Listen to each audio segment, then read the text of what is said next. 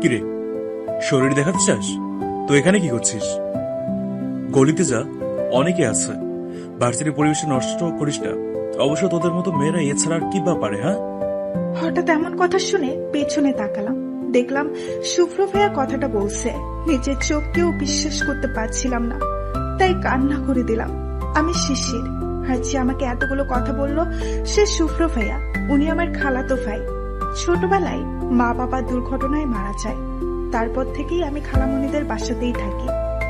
খালামণি আর খালো আমাকে নিজের মেয়ের মতোই মানুষ করছে, কারণ তাদের কোনো মেয়ে নেই। আমি এবার অনার্স প্রথম বর্ষে, আর শুভ্র ভাইয়া ফাইনাল ইয়ারে। কিন্তু কোনো এক কারণে শুভ্র ভাইয়া আমাকে পছন্দ করে না। কেন করে না সেটা আমি আজও জানি না। এই একদম নেকা কান্না করবি না। নিজের ওড়না যখন শরীরে রাখতে পারিস না তখন পড়িস কেন? শুভ্র ভাইয়ার কথা শুনে নিচের দিকে তাকালাম আর দেখলাম ওড়নাটা সরে গেছে। আসলে ভাইয়া আমি খেয়াল করিনি। চুপ, একদম চুপ। আর একটা কথা বললে গাল লাল করে দেবো, বেয়াদব মেয়ে। শুভ্র, থাক, ছেড়ে দে, বুঝতে পারিনি। আর বকাবকি করিস না। কথাটা রাকিব ভাইয়া বলল, শুভ্র ভাইয়ার বন্ধু। শিশির, তুমি ক্লাসে যাও। আর এক মুহূর্ত ওখানে দাঁড়ালাম না, ক্লাসে চলে আসলাম।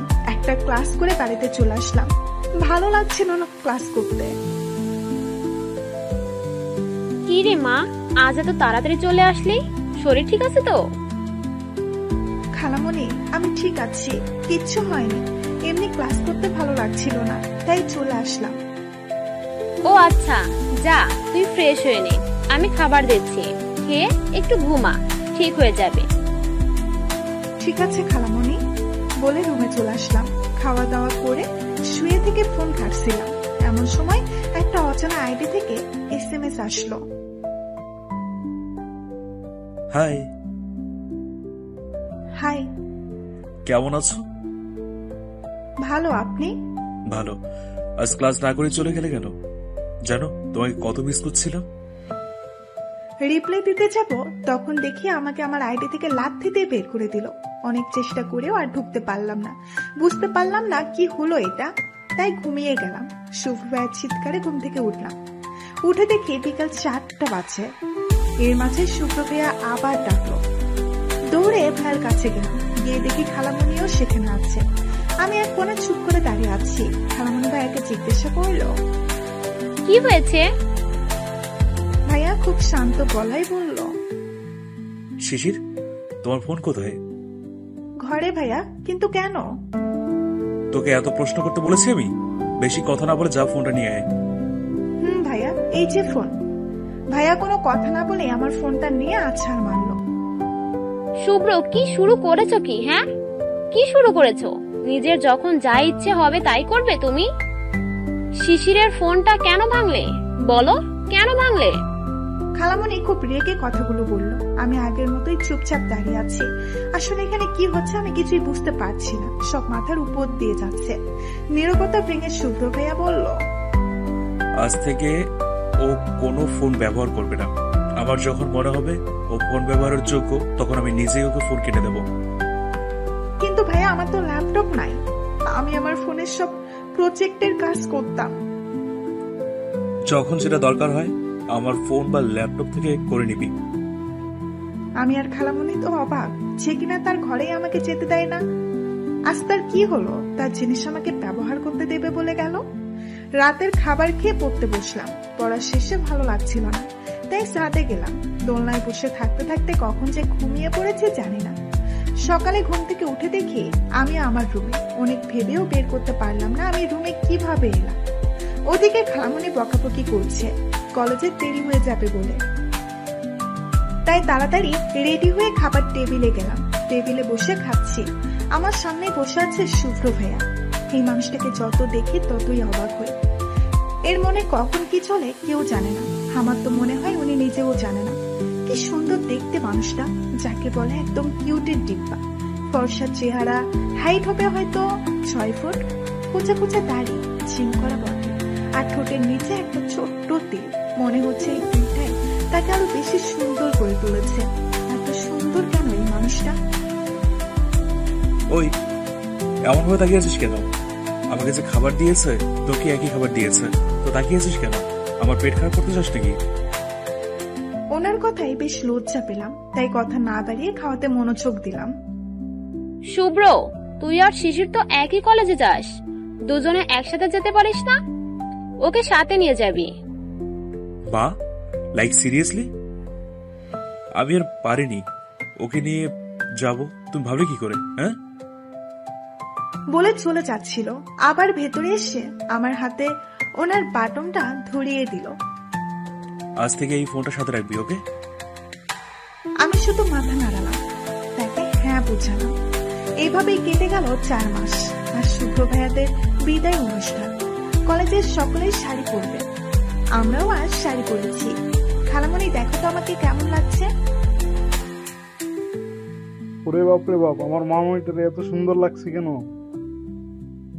পেছনে ঘুরে দেখি খালু কথাটা বলল। আমি গিয়ে খালুকে জড়িয়ে ধরলাম। খালু, সত্যি সুন্দর লাগছে আমাকে। আমার মামনিটা তো আর এমনি অনেক সুন্দর, হাত শাড়ি পরেছে, আরো সুন্দর লাগছে। আমাদের মেয়েটাকে অনেক সুন্দর লাগছে।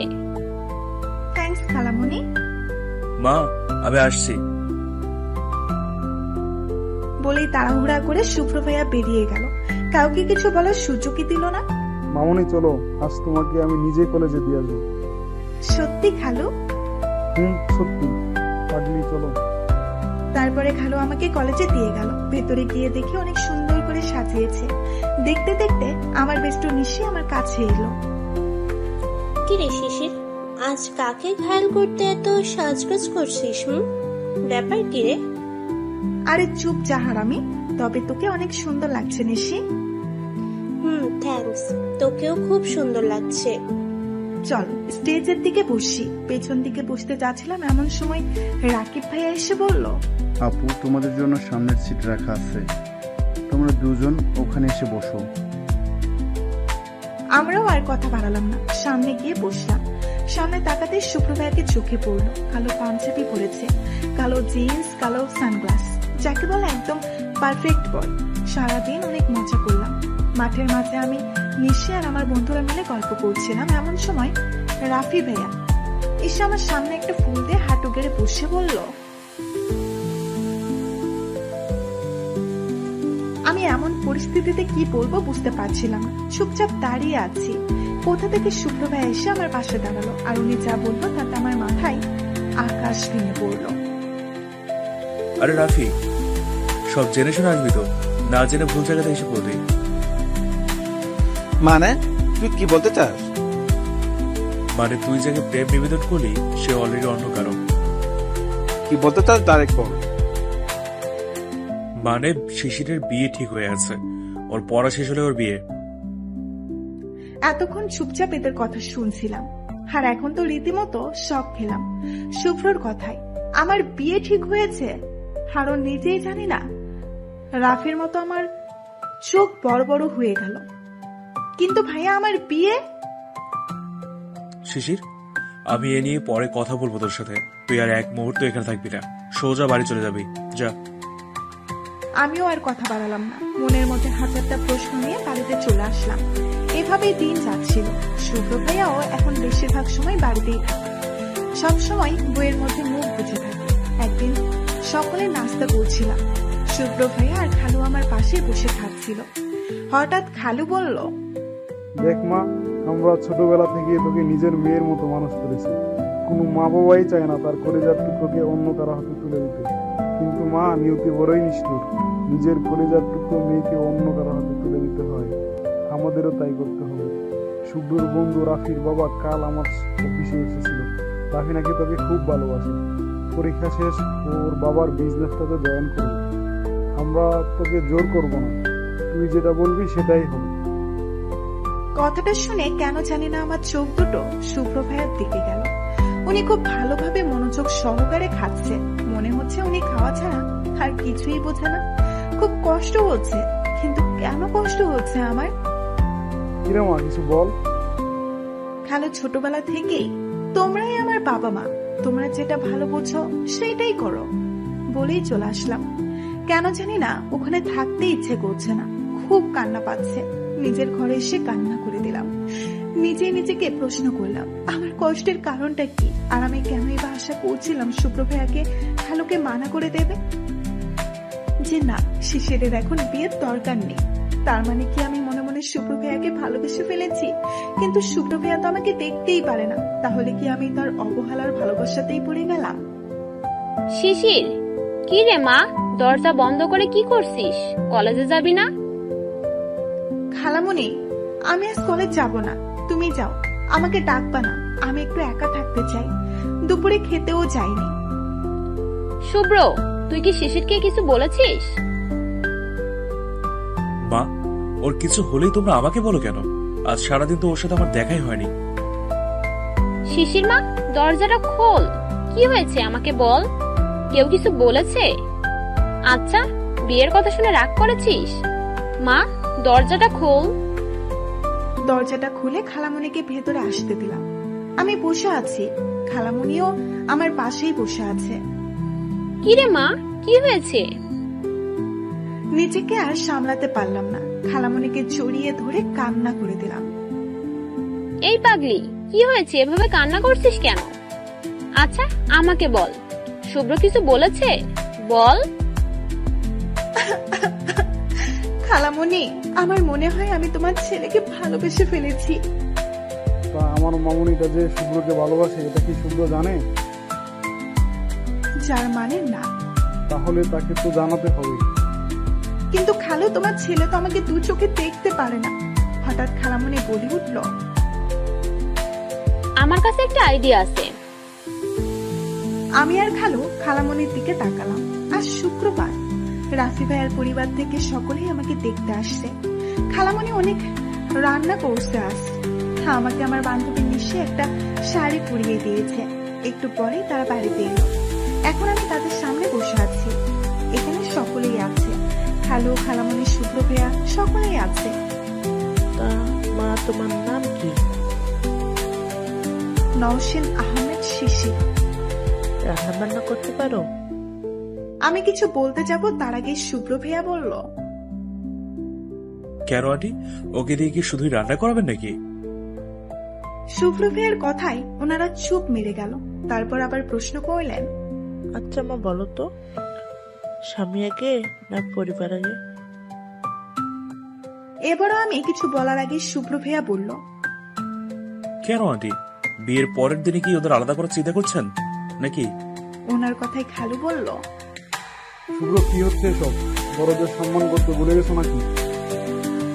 খালুর কথায় কোনো উত্তর না দিয়ে উনি আমাকে বলল, কিরে, তুই এখানে এখনো সংসারে বসে আছিস কেন? যা, নিজের রুমে যা। আমি এখনো চুপচাপ বসে আছি দেখে উনি তাদের দাঁত চেপে বলল, কিরে, যাবি তুই নাকি কোলে করে রুমে দিয়ে আসতে হবে? তুই যাবি নাকি কোলে করে দিয়ে আসবো রুমে? হ্যাঁ? ওনার এমন কথাই দৌড়ে নিজের রুমে চলে আসলাম। কি রে শিশির, শুভ্র ভাইয়া এমন করছে কেন বলতো? আমি কেমনে বলবো উনি কেন এমন করছে? আমার মনে হয় আমি জানি, বুঝতে শিশির? কি জানিস, বলে ফেল। আমার মনে হয় শুভ্র ভাইয়া আর তোর মাঝে সামথিং সামথিং। মানে? মানে আমার মনে হয় শুভ্র তোকে পছন্দ করে, তাই তোর বিয়ে হতে দেবে না। সত্যি বলছিস তুই? বিশ্বাস কর মাইজান, তোর কথা যদি সত্যি হয় আমি তোকে তেলাপোকা স্যুপ খাওয়াবো, টিকটিকির মালাইকারি খাওয়াবো, ইঁদুরের ডিম খাওয়াবো। ওয়াচ্ছি, তুই এইসব কি বলছিস? মাথা ঠিক আছে তোর? এইগুলো কেউ খাইছি? বলেই ওর রুম থেকে চলে গেল। আমি মনে হয় ভুল জায়গাতে ভুল কথা বলে ফেলেছি। সে যাই হোক, তাতে আমার বাপের কি? পরের দিন জানতে পারলাম উনি নাকি ওদের বলেছে যা হবার আমার অনার্স কমপ্লিটের পর হবে। এখন যেন এ বাড়িতে কারো কোনো বিয়ের কথা না তোলা হয়, না বলা হয়। বলেই চলে গেছেন। তাই রাফি ভাইয়াও চলে গেছে। রাতে ডিনার করার সময় খালামণি বলল, রাফি বাড়িতে গিয়ে ফোন দিয়েছিল, ওরা শিশিরের পড়া শেষ না হওয়া পর্যন্ত অপেক্ষা করবে। আর এতদিন রাফি শিশিরের সাথে টুকটাক কথা বলতে চায়। আমি বলে দিয়েছি কোনো সমস্যা নেই, কথা বলতে পারে। আমি তো শিশিরের নাম্বারটাও দিয়েছি রাফিকে। ছেলেটাকে আমার খুব ভালো লেগেছে। তাই আমিও চাই আমার মেয়েটাকে ওর হাতে তুলে দিতে। শুভ্র ভাইয়া শুধু বলল, মা, তুমি তো বিদ্যুতের গতিতে ছুটছ, এত তারা কিসের? নাকি এখন ওকে তোমাদের বোঝা মনে হচ্ছে? হতেই পারে সারা জীবন তো আমাদের বাড়িতেই কাটিয়ে দিল। কথাটা শুনে খুব মন খারাপ হয়ে গেল। মাথা নিচু করে বসে আছি, তখনই ফোনটা বেজে উঠলো। খুব বিরক্ত লাগছিল। ফোনের দিকে তাকিয়ে দেখি রাফি ভাইয়া ফোন দিয়েছে। কে ফোন দিয়েছে? রাফি ভাইয়া। ও আচ্ছা, যা রুমে গিয়ে কথা বল। আমিও রুমে চলে আসলাম। কেমন আছো বিন্দু শিশির? ভালো, বাট ভাইয়া আমার নাম শিশির। আমার কথায় উনি হাসলেন, তারপর বললেন, জানি তোমার নাম নসীন আহমেদ শিশির, কিন্তু আমি তোমাকে ভালোবাসে বিন্দু শিশির ডাকতে চাই, মানা করো না।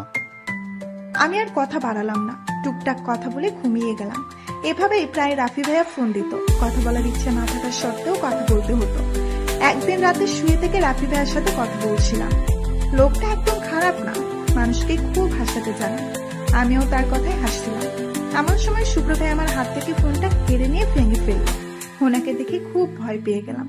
ওনার চোখ দুটো আগুনের মতো হয়ে আছে, এমন ভাবে চেয়ে আছে যেন এখনই আমাকে কাঁচা গিলে খাবে।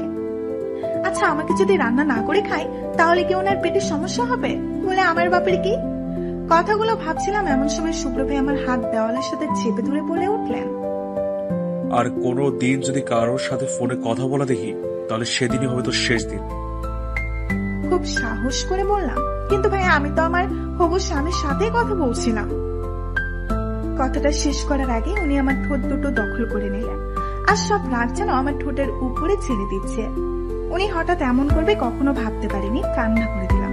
কিছু সময় পরে উনি আমাকে ছেড়ে দিয়ে চলে গেল, আর যাওয়ার আগে বলে গেল, শুভ্র শিশিরের গল্পের পাতায় থাকবে, অন্য কেউ না।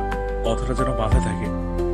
বলেই চলে গেলেন, আর আমি সেখানেই বসে পড়লাম। কখনো ভাবতে পারিনি শুভ্র ভাইয়া এমন করবে। খুব কষ্ট হচ্ছিল। কান্না করতে করতে কখন ওখানে ঘুমিয়ে গেছি মনে নেই। সকালে কিচ্ছু খাইনি। আজ থেকে শুভ্র ভাইয়ার পরীক্ষা শুরু। উনি সকালে নাস্তা করে পড়তে বসেছে। আমি চুপটি করে ঘরের মাঝে বসে আছি। কিছুই ভালো লাগছে না। মাথার মধ্যে কিছু প্রশ্নও ঘুরছে। উনি কি আমাকে ভালোবাসে, নাকি ওনার বাড়িতে থাকি বলে ওনার সম্পত্তি ভাবে? খালামণি রান্না করছে, আমি টিভি দেখছি। শুভ্র ভাইয়াও পরীক্ষা দিয়ে বাড়ি চলে আসছে। মনে হয় শুয়ে আছে। খালামণির কাছে শুনলাম ওনার পরীক্ষা খুব ভালো হয়েছে। এইভাবে দেখতে দেখতে ওনার পরীক্ষা শেষ হয়ে গেল। এর মাঝে রাফি ভাইয়ার মাঝে মাঝে আমাদের বাড়িতে আসলেন। আমাকে খালু ফোন কিনে দিতে চাইছিল, আমি নেইনি। আজ শুভ্র ভাইয়ার রেজাল্ট দেবে, কিন্তু ওনার মাঝে বিন্দু মাত্র চিন্তা নেই। খুব নর্মালি চলাফেরা করছে। খালামণি তো টেনশনে শেষ। মা, এমন করছো যে আমি প্রতি বছর ফেল যাই। এবারও যাবো, আজই একটু শান্ত হও। হঠাৎ রাফি ভাই আসলো হাতে মিষ্টি নিয়ে। রাফি ভাইয়া ফার্স্ট ক্লাস পাইছে, সেটা শুনে তো খালামণি আরো চিন্তায় পড়ে গেল। একটু পরে ভাইয়ারও রেজাল্ট জানা গেল। ভাইয়াও খুব ভালো রেজাল্ট করছে, উনিও ফার্স্ট ক্লাস পাইছে। এই খুশিতে খালামণি আজ রাতে বাড়িতে একটা ছোট্টখাটো পার্টির আয়োজন করে। সেখানে আমাদের কাছের কিছু কিছু আপনজন আর শুভ্র ভাইয়ার ক্লাসমেটরা সকলেই। সন্ধ্যার সময় আমি রেডি হচ্ছিলাম, এমন সময় দরজার কাছ থেকে কেউ বলে উঠল, সংসারে কাকে দেখাবি আর কোথায় যাবি? আর হ্যাঁ, আজকে পার্টিতে যাতে তোকে না দেখি। কোথা থেকে খালামণি এসে এই কথার জন্য বকাবকি করছে। মা, আমি কোনো কথা শুনতে চাই না। এই পার্টিতেও থাকবে না, ব্যাস। খালামণি কিছু বলার আগেই আমি বললাম, ভাইয়া চিন্তা করবেন না, আমি যাব না। খালামণি প্লিজ কথা বাড়িও না, ভালো লাগছে না, খুব অপমানিত লাগছে। আজ আমার মা বাবা বেঁচে থাকলে হয়তো শুভ্র ভাই আমার সাথে এমন করতেন না। ওদিকে পার্টি শুরু হয়ে গেছে, আমি ঘরে শুয়ে আছি, একটুও ভালো লাগছে না। এমন সময় খালু আর খালামণি আসলো আমার রুমে। খালু আমার মাথায় হাত রাখতেই তাকে জড়িয়ে ধরে কান্না করে দিলাম। আচ্ছা তোমরাই বলো তো, আমি কি খুব খারাপ যে আমাকে একটুও ভালোবাসা চাই না? খালামণি তুমি তো সেদিন বললে তোমার কাছে একটা প্ল্যান আছে। আমি যদি ভাইয়ার সামনে অন্য কারোর সাথে মিশি কথা বলি তাহলে ভাইয়াও তার মনের কথা আমাকে বলে দেবে, কিন্তু দেখো উনি আমাকে দেখতেই পারে না। শিশির, আমরা একটা সিদ্ধান্ত নিয়েছি, আশা করি তুই আমাদের সিদ্ধান্ত মত দিবি। আমি খালু খালামণির দিকে তাকালাম। আমরা চাই সামনের সপ্তাহে তোর আর রাফির বিয়ে দিতে। আমরা চাই না শুভ্র তোকে নিয়ে আর একটা কথাও বলো। বলেই আমাকে পার্টিতে নিয়ে গেল। রাফি ভাইয়ের পাশে দাঁড় করিয়ে খালু বলল, তোমাদের সকলের জন্য একটা সুখবর আছে। আমরা আর রাফির মা বাবা মিলে ঠিক করেছি সামনের সপ্তাহে শুক্রবার রাফি আর শিশিরের বিয়ে। তোমাদের সকলের দাওয়াত রইল। কথাটা শুনে সকলে একসাথে হাততালি দিতে লাগলো। আমি আর চোখের শুভ্র ভাইয়ের দিকে তাকালাম। উনি এক কোণে একা দাঁড়িয়ে আছে। আজ আমার গায়ে হলুদ আর কাল বিয়ে। সকলে এসেছে, সকলের মুখে হাসি আছে, শুধু আমার মুখে নেই। আমি যে শুভ্র ভাইয়াকে বড্ড ভালোবেসে ফেলেছি, পারবো না ওই মানুষটাকে ছাড়া থাকতে। কিন্তু মানুষটা একটুও ভালোবাসে না আমাকে। ওইদিকে শুভ্র ভাইয়া সব কাজ করছে, এমন সময় রাকিব ভাইয়া এসে ওনার কাঁধে হাত রাখলেন। তুই কখন এলি? এই তো মাত্র। তো কেমন আছিস? কেমন আছি মানে? আমি তো ভালোই আছি। দেখ, বিন্দাস বিয়ের কাজ করছি। রাকিব ভাই আর কিছু না বলে শুভ্র ভাইকে নিয়ে তার রুমে চলে গেলেন। কেন করছিস এমন? তুই কি বুঝতে পারছিস না তুই জীবনে কি হারাতে বসেছিস? শুধুমাত্র তোর ভুলের জন্য আজ তোর ভালোবাসা অন্য কারো হচ্ছে। বুঝতে পারছিস তুই? চুপ করে থাকিস না শুভ্র। তুই নিজেও জানিস শিশির তোকে কতটা ভালোবাসে, আর আমি নিজেও জানি তুই তোর থেকে বেশি শিশিরকে ভালোবাসিস। তাহলে কেন এমন পাগলামি করছিস? এবার আর শুভ্র ভাইয়া রাকিব ভাইয়াকে জড়িয়ে ধরে কান্না করে দিল। বিশ্বাস কর রাকিব, আমি ওকে সাথে থাকতে পারবো না। আমি ওকে খুব ভালোবাসি। আমি জানি আমি ওর সাথে খারাপ ব্যবহার করি, কিন্তু বিলিভ মি, আমি ওকে নিজের চেয়েও বেশি ভালোবাসি। আমি যে অন্য সকলের মতো নিজের ভালোবাসা প্রকাশ করতে পারি না। আমি বড্ড অসহায়, নিজেকে খুব ছোট মনে হচ্ছে। আমি আর নিতে পারছি না রাকিব, বিলিভ মি। আমার তো বন্ধ হয়ে আসছে, নিঃশ্বাস নিতে কষ্ট হচ্ছে, মনে হচ্ছে আমার প্রাণ ভগ্নটা কেউ কেড়ে নিয়ে যাচ্ছে। দেখ, পাগলামি করিস না। ছেলেদের কান্না করতে নেই, জানিস না? আর তুই তো স্ট্রোক, তোকে তো আমি কখনো ভেঙে পড়তে দেখিনি। তাহলে যেমন করছিস, আমার কথা শোন। তুই এখন কি শিশিরকে সব বলে দে যে তুই ওকে ভালোবাসিস। আমি পারবো না ওকে আটকাতে। ঠিক আছে, আমি শিশিরকে সব বলছি। উঠে আসতে নিলেই শুভ্র হাত ধরে আবার বসিয়ে দিল। কি হলো? হাতটা ছাড়। ডারি, হতে দে বিয়ে। আমি জানি আমি খুশি রাখতে পারবো না, কারণ আমার রাগের কারণে আমি আমার ভালোবাসা প্রকাশ করতে পারিনি। আমি জানি আমার এই রাগের কারণে আমার সাথে বিয়ে হলেও সুখী হবে না। আমি যে আমার রাগটাকে কদর করতে পারি না। হোক না ও রাফির রাজ্যের রানী, আমি জানি রাফি ওকে খুব ভালোবাসবে। চল এবার, বাইরে অনেক কাজ আছে। বলেই চোখ মুছে বাহিরে বেরিয়ে গেলেন। রাকিব ভাইয়াকে কিছু বলার সুযোগ দিলেন না। আজ আমার বিয়ে। চারিদিকে ফুলের ছড়াছড়ি, ছোট্ট বাচ্চারা দৌড়াদৌড়ি করছে। আমাকে একটু আগে পার্লারের মেয়েগুলো সাজিয়ে দিয়ে গেছে। হঠাৎ একজন চিৎকার করে বলল, বর এসেছে, বর এসেছে। কথাটা যেন আমার বুকে তিলের মতো লাগলো। এই জায়গাটাতে তো আমি আমার শুভ্র ভাইকে চেয়েছিলাম, যাকে আমি আমার সবটা দিয়ে ভালোবাসতে চেয়েছিলাম। নিজের অজান্তেই চোখ দিয়ে পানি পড়ল। বিয়ের লোকজনদের খাওয়া দাওয়া শেষ। শিশির, রাকিব ভাইয়া ফোন দিয়েছে, তোর সাথে 2 মিনিট কথা বলতে চাই। এনে কথা বল। হ্যালো শিশির। ভাইয়া বলেন। দেখো, আমি জানি তুমি শুভ্রকে ভালোবাসো, তাহলে রাফিকে কেন বিয়ে করছো? ভাইয়া, এক হাতে তালি বাজে না, আর না একতরফা ভালোবাসা হয়। আমি ওনাকে ভালোবাসি, কিন্তু উনি আমাকে একটুও ভালোবাসে না। কে বলেছে ও তোমাকে ভালোবাসে না? ওর দিকে একবার তাকিয়ে দেখো, ঠিক বুঝতে পারবে। পাগলটা তোমাকে নিজের চাইতেও বেশি ভালোবাসে, শুধু প্রকাশ করতে পারে না। জানো, একটু আগেও কান্না করছিল, কারণ ও তোমাকে চিরদিনের জন্য হারিয়ে ফেলছে। কিন্তু ও তাও কিছুই বলছে না, কারণ ও চায় তুমি সুখে থাকো। দেখো, বড় ভাই হিসেবে একটা সাজেশন দিই, শুনবে কিনা শুনবে এটা তোমার ব্যাপার। নিজেদের ভালোবাসাটাকে হারিয়ে যেতে দিও না। বলেই ফোনটা কেটে দিল। আমি শুধু কান্না করছি, কি করব কিছুই মাথায় আসছে না। এখন যে আমার হাতে কিছুই নেই, আর একটু পরে আমি অন্য কারো কাজে এসেছে বিয়ে পড়াতে। আমাকে বারবার বলছে, বলো মা কবুল। আমি কিচ্ছু বলতে পারছি না, সব কথা যেন গলাতে পেঁচে আছে। আজ নিজেকে সবচেয়ে বেশি অসহায় মনে হচ্ছে। আবারও কাছে বলে উঠল, বলো মা, কবুল। এবার আমি খুব জোরেই বলে উঠলাম, এই বিয়ে আমি করতে পারবো না। সকলে যেন আমার কথায় চমকে উঠল। খালো আমার কাছে এসে বলল, কি বলছিস তুই এসব? মাথা ঠিক আছে তোর? আমি খালুর দিকে একবার তাকিয়ে শুভ্র ভাইয়ের দিকে হাঁটা ধরলাম। সকলে অবাক চোখে আমাকে দেখছে। শুভ্র ভাইয়ের কাছে গিয়ে নিজের সব শক্তি দিয়ে তাকে খুব জোরে একটা থাপ্পড় মারলাম। সকলে যেন এবার আরো অবাক হলো।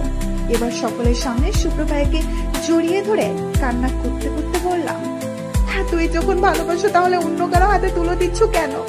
আমি কি খুব বোঝা যে আমাকে এই বুকেতে আগলে রাখতে পারছেন না? শুভ্র ভাইয়াও কিছু বুঝতে পারছে। হঠাৎ এমন হয় উনিও কিছু বলতে পারছে না। আমি আবারও বলতে শুরু করলাম, ভাইয়া তুমি আমাকে ছাড়া থাকতে পারলেও আমি যে থাকতে পারবো না। তিলে তিলে শেষ হয়ে যাব। তার থেকে তুমি নিজেই আমাকে শেষ করে দাও। এখানে এসব কি হচ্ছে? আমরা কি এখানে সিনেমা দেখতে এসেছি? রাফি ভাইয়া কিছু না বলে আমাদের কাছে এসে শুভ্র ভাইয়াকে বলল, শুভ্র, তুই কি শিশিরকে ভালোবাসিস? শুভ্র ভাইয়া কিছুই বলল না, শুধু মাথাটা নিচু করে রইল। বাসর ঘরে বসে আছি আমি। এই রাতটা নিয়ে অনেকেরই নাকি অনেক স্বপ্ন থাকে, আমারও আছে। জানি না পূরণ হবে কিনা। একটু পরে দরজা খোলার শব্দের দিকে তাকালাম। কেন জানি না খুব ভয় লাগছে। এমন কেন করলি শিশির? হ্যাঁ, আমার শুভ্র ভাইয়ের সাথে বিয়ে হয়েছে। রাফি ভাইয়া যখন প্রশ্ন করলো শুভ্র ভাইয়াকে, ভাইয়া কোনো কথাই বলেনি। তখন রাফি ভাইয়া বলল, তার মানে শিশির যা বললো সব সত্যি? তারপর এক প্রকার জোর করেই রাফি ভাইয়া আমার আর শুভ্র ভাইয়ের বিয়েটা দিয়েছে। কারণ রাফি ভাইয়ার বাবা অনেক ঝামেলা করছিল। তখন রাফি ভাইয়া খুব সুন্দরভাবে তার বাবাকে বলল, বাবা, জোর করে হয়তো আমি শিশিরকে বিয়ে করতে পারবো, কিন্তু বিয়ের পরে কি আমি সুখে থাকতে পারবো? নাকি শিশির সুখে থাকবে বলো, আর না শুভ্র ভালো থাকবে? কারণ ওরা দুজন দুজনকে ভালোবাসে, আর আমার ভালোবাসাটা একতরফা। একতরফা ভালোবাসা দিয়ে আমি তিনজনের জীবন নষ্ট করতে পারবো না বাবা। তারপরে তার বাবা কিচ্ছু বলেনি। রাফি ভাইয়া নিজে দাঁড়িয়ে আমাদের বিয়ে দিয়েছে। অবাক চোখে তাকিয়ে ভাইয়াকে বললাম, আমি কি করেছি ভাইয়া? হ্যাঁ? কি করছিস তুই? জানিস না কেন আমার জীবনটাকে নষ্ট করলি? আমি তো তোকে দেখতেই পারি না। সারাটা জীবন আমি কিভাবে তোর সাথে থাকবো বল? কিভাবে থাকবো? আর আমি তোকে ভালোবাসি, এত বড় মিথ্যা কথা কেন বললি? আমি কোনো কথা না বলে তাকে জড়িয়ে ধরলাম। তার বুকে মাথা রেখে বললাম, অনেক হয়েছে, আর নাটক করতে হবে না। আমি জানি আপনি আমাকে ভালোবাসেন, আর আমি এটাও জানি আমি আপনাকে যতটা ভালোবাসি তার থেকেও আপনি আমাকে বেশি ভালোবাসেন। একটু আগে তো কান্নাও করলেন, এখনই ভুলে গেলেন? শুভ্র ভাইয়া খুব অবাক হয়ে বললেন,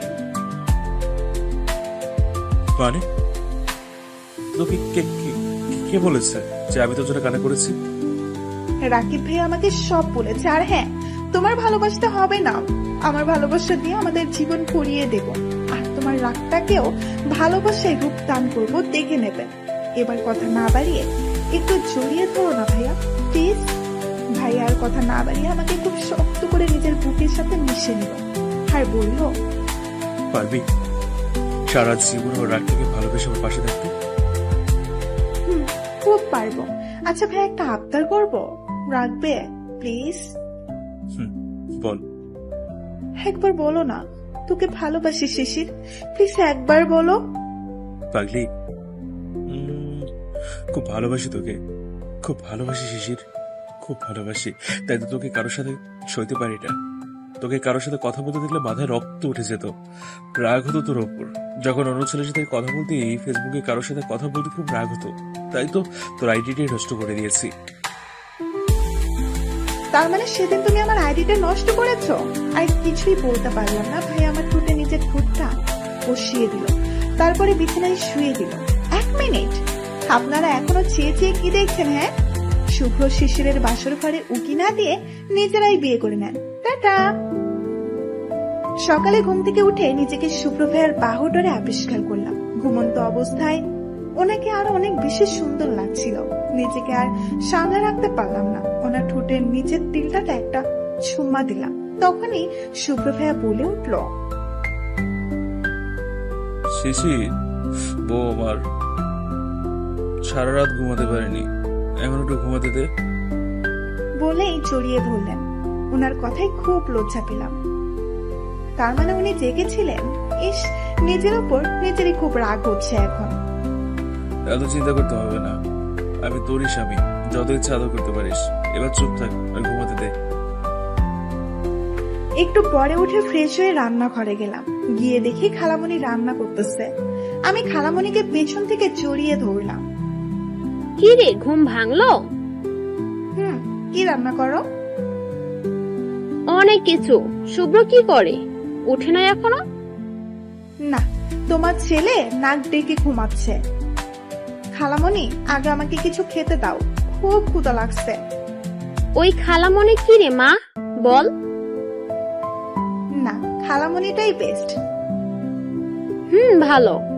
আমি কে যে আমাকে মা বলে ডাকবি? আমি তো তোর কেউ না, আপন হলে ঠিক মা বলে ডাকতি। এই তো, এবার ড্রামা শুরু করে দিলে। আচ্ছা যাও, মা বলেই ডাকবো। এবার খেতে দাও না গো মা। আগে শুভ্রকে চাটা দিয়ে আসেন, তারপরে সকলে একসাথে খাবো। ওই ভাইয়া, ওঠো। ওই ওঠো বলতেই একটানে বিছানায় নিয়ে জড়িয়ে ধরে ঘাড়ে মুখ গুছিয়ে দিল। এটা কি হলো? ওঠো না প্লিজ, আমার খুব ক্ষুধা লাগছে। আমি আছি তো বলি তোর তো দখল করে নিল। আমিও তার ডাকে সাড়া দিলাম। একটু পরে, কিরে, সারা রাতও লজ্জা হতে পারলাম না? হ্যাঁ, এই তোমার মুখে কি কিছুই আটকায় না? ছাড়ো, দরজা খোলা, যে কেউ চলে আসবে। শুভ্র ভাইয়া আরো জড়িয়ে নিল নিজের সাথে। দাদা আমার কি, আমি আমার বউকে জড়িয়ে ধরেছি, বুঝলি? আচ্ছা শুভ্র ভাইয়া, তুমি আমাকে একটুও দেখতে পারতে না, তাহলে কখন এত ভালোবাসলে? পাগলি, হ্যাঁ এটা সত্যি। প্রথম তোকে আমি দেখতে পারতাম না, কিন্তু ধীরে ধীরে খারাপ লাগাটা ভালোবাসা হয়ে গেল। আর এটা বুঝতে পারলাম যখন তুই ক্লাস 9-এ পড়িস। মনে আছে তোর, যখন তোর খুব জ্বর হয়েছিল, বাবা মা নানু বাড়ি ছিল, বাড়িতে তুই আর আমি ছিলাম। তখন তুই জ্বরে কান্না করছিলি। বিশ্বাস কর, নিজেকে তখন পাগল পাগল লাগছিল। কি করবো, অত রাতে কিছু মাথায় আসছিল না। অনেক রাত পর্যন্ত তোর মনে জল পড়তে দিলাম, তাতেও কিছু হচ্ছিল না। তুই শীতে কাঁপছিলি। তখন হঠাৎ বিছানায় শুয়ে তোকে বুকে জড়িয়ে ধরে ঘুমিয়ে গেছিলাম। সকালে তুই ওঠার আগেই আমি উঠে পড়ি, যেন তুই কিছু বুঝতে না পারিস। এরপরে বুঝতে পারলাম I am in love with you. তারপর থেকে তোকে চোখে চলে রাখতাম, তো ধারের কাছেও কাউকে আসতে দিলাম না। আর তুই যখন ভালোবাসো তাহলে এত কষ্ট দিলে কেন? সত্যি বলতে আমি নিজেও জানি না কেন এমন করতাম। আচ্ছা বাদ দে, আর করবো না। এখন শুধু ভালোবাসবো, করবো। সকালে নাস্তা করে সকলেই কাজে লেগে পড়ল, কারণ আজকে আমাদের বউ ভাত। এভাবেই কেটে গেল অনেকগুলো দিন। এখন শুভ্র ভাইয়া খুব বিজি থাকে, তার কাজ মানে আমার সতীনকে নিয়ে। তবে এত চাপের মাঝে কখনো আমার খেয়াল রাখতে বলেনি। আমাদের বিয়ের প্রায় 2 বছর হলো। কদিন হলো শরীরটা ভালো লাগছে না, তাই আজ বাড়িতে কাউকে না জানিয়ে ডাক্তারের কাছে গেলাম। আর জানতে পারলাম আপনারা মামু আর খালামণি হচ্ছেন, আর আমার শুভ্র বাবা হচ্ছে। কি খুশি লাগছে, বলতে পারবো না। রাতে শুভ্র বাড়িতে ফিরতে অনেকটা রাত করলো। এসে শিশিরকে জড়িয়ে ধরে বিছানায় নিয়ে শুয়ে পড়লো। হ্যাঁ, কি করছো? হ্যাঁ, মাত্র এলে, যাও একটু ফ্রেশ হয়ে নাও। একটু পরে, খুব ক্লান্ত লাগছে। আগে ক্লান্তিটা দূর করে দাও, একটা পাপড়ি দিই, তাহলে যাবো। সবসময় ফাজলামো ছাড়ো আর ফ্রেশ হয়ে আসো, আমি খাবার দিচ্ছি। রাতে শুয়ে আছি শুভ্রর বুকে। এই স্থানটা যেন খুব নিরাপদ। এখানে কোনো ভয় নেই, চিন্তা নেই, আরামে থাকতে পারি সারা জীবন। ওই একটা কথা বলতাম। বলো। আমার বউ একটা কেন, হাজারটা বলো। আমি হালকা উঠে শুভ্রর কানে কানে বললাম, আমি মা, তুমি বাবা হতে চলেছ। কথাটা শুনে শুভ্র লাফ দিয়ে শোয়া থেকে বসে পড়লো। কিছু সময় আমার দিকে চেয়ে থেকে বলল, সত্যি? খুশিতে উনি পাগলের মতো লাফালাফি করছিল। স্বামীয়া শোনো, আমি কিন্তু এবার মারবো তোমাকে। এত ফাজিল হয়েছো কেন? হ্যাঁ, অতীতার আমাকে বাঁচাও, তোমার তেলের বউ আমাকে ডেট করে দেবে। ওই শিশির, একদম এদিকে আসবি না, বলে দিলাম। আমার দিদিভাই খুব ভালো, ও একটুও দুষ্ট না, ওকে? তাই ওকে মারার কথাটা ভুলে যা। তখনই শুভ্র হাজির হলো। বাবাকে দেখেই মেয়ে দৌড়ে বাবার কোলে উঠল। সামিয়া, বাবার কি হয়েছে? মামনি বকেছে কেন? দেখো না বাবাই, আমি কিছুই করিনি। শুধু বলেছে আজ স্কুলে যাব না, আর মামুনি আমার বকেছে আজ আমরা ঘুরতে যাব। ও, এই ব্যাপার। ওকে, আজ আমরা ঘুরতে যাব, তুমি রেডি হয়ে নাও। বাই। তোমাদের যা মন চাই করো, আমি কিছুই বলবো না। আমার কথা কি কেউ শোনে? বলেই রুমে চলে আসলাম। শুভ্র পিছু পিছু এসে আমাকে জড়িয়ে ধরে বলল, এত রাগ করে কেন? সামি তো ছোট। বলেই আদর করতে লাগলো। তখনই সামিয়া এসে হাজির। বাবাই, তুমি খুব পচা, শুধু মামুনিকে আদর করো, আমাকে একটু করো না। বলেই মুখ ফুলিয়ে বসে পড়ল। ওরে বাবা রে, তাই নাকি? বলেই সামিয়ার কপালে একটা চুমু দিয়ে দিলাম, সাথে সাথে আমাকে রিটার্ন দিয়ে দিল। হ্যাঁ, সামিয়া আমার আর শুভ্র নেই, খুব দুষ্টু। এভাবেই আমাদের সুখে দুঃখে দিন কাটছে। আমরা খুব ভালো আছি, আপনারাও ভালো থাকবেন।